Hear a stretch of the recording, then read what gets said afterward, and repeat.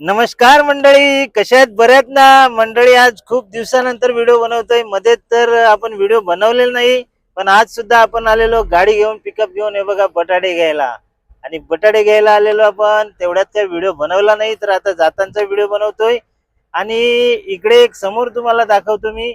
आता इथून आम्ही मागे होतो तर तिकडे पाऊस नव्हता, आणि इकडे मस्त छान प्रकारे पाऊस पडून गेलाय. तुम्हाला दाखवतो मी व्हिडिओ मध्ये.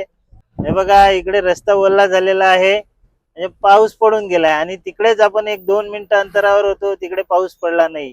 आता जो पाऊस पडला खूप जास्त पडून गेला, पण आता जो पाऊस पडणार तो असाच पडणार.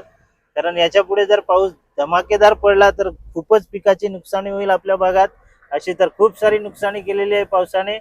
पण आता असाच पाऊस येत गेला पाहिजे, जेणेकरून जे भात लागवड आहे ती व्यवस्थित राहील. आणि हा बघा नजारा झाईच्या ब्रिजवरचा. बघा छोटा छोटा पाऊस परत चालू झालाय, आता दिसत असेल तुम्हाला. हे बघा इकडे पाऊस पडतोय बघा, आपल्या काचेवर टिपके पडतात, त्याच्यावरून तुम्हाला समजत असेल की पाऊस सुरू झालेला आहे. आता मी तुम्हाला रस्त्याचा व्ह्यू दाखवतो, पण हा व्ह्यू दाखवता दाखवता एक गवळण पण मी बोलतो, जे आपण गाडीमध्ये लावणार आहोत. आणि ती गवळण बोलणार आहे, आणि तुम्हाला रस्त्याचा व्ह्यू मी कंटिन्यू दाखवणार आहे. तर चला आपण सुरू करूया एक गवळण बोलायला. करू नको मस्करी, करू नको वाट माझी सोड. पदराला धरू नको मस्करी, करू नको वाट माझी सोड. काना पदराला धरू नको सोड रे कृष्णा, पदराला धरू नको सोड घनश्यामा, पदराला धरू नको सोड. पदराला धरू नको मस्करी, करू नको वाट माझी सोड. पदराला धरू नको मस्करी, करू नको वाट माझी सोड. कृष्णा पदराला धरू नको सोड रे कृष्णा, पदराला धरू नको सोड घनश्यामा, पदराला धरू नको सोड. मी राधा गोरी तू कृष्ण काळा, मी राधा गोरी तू कृष्ण काळा, मी राधा गोरी तू कृष्ण काळा, मी जमेल कसा रे जोड. तू कृष्ण काळा तू जमेल कसा रे जोड. गाना पदराला धरू नको सोड रे कृष्णा, पदराला धरू नको सोड रे श्यामा, पदराला धरू नको सोड. रस्त्याने जाताना हा समुद्र काठचा नजारा बघा, ही सरूची झाडं बघा किती छान प्रकारे आहेत. हीच झाडं जी समुद्राने सोसाट्याने वाहत येणारा जो वारा आहे त्याच्यापासून रक्षण करतात. ही झाडं त्याच्यामुळे किनारी समुद्र किनारे असणं आवश्यक आहेत. ही झाडं बघा, ही सरूची झाडं आपण सांगतो.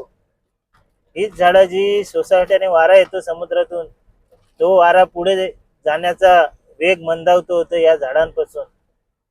तसंच पाण्याचं पण एक जे झाड आहे, तिवरटीची झाडं म्हटली जातात, तीही पाण्यापासून वाचवतात आपल्याला, जे समुद्राचं पाणी जोरदार बाहेर येते तेव्हा.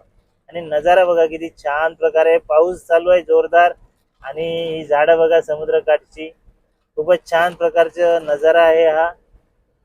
आणि बघा तुम्हाला एक गोष्ट दाखवतो, आपल्या एरियात ही पवनचक्की, हे बघा, हे पण ती बंद झालेली आहे. नाहीतर माझ्या हिशोबाने आपल्या एरियात पहिली असेल या भागात. इतर ठिकाणी कुठे मी बघितलेली नाहीये मंडळी. आता आपण आहोत डानूखाडीच्या पुलावर. हा डानूखाडीचा पूल आहे, हा बघा. तिकडे बोटी बघा, सगळ्या बोटी थांबलेल्या आहेत. धक्का बनवलेला आहे त्याच्यामुळे बोटी थांबलेल्या आहेत. आणि आपला मागचा भाग बघा, हा मागचा भाग बघा, इकडे पण पाण्यामध्ये बोटी आहेत बघा, दिसत असतील. तिकडे मासे पकडायला बऱ्याच साऱ्या छोट्या छोट्या बोटी आहेत, बोटींमध्ये माणसं पण आहेत. आणि तो भाग बघा तिकडे, तो भाग असा वाटतो पाण्याने बुडलेला आहे, पण हा पाण्याने पूर किंवा काही नाहीये.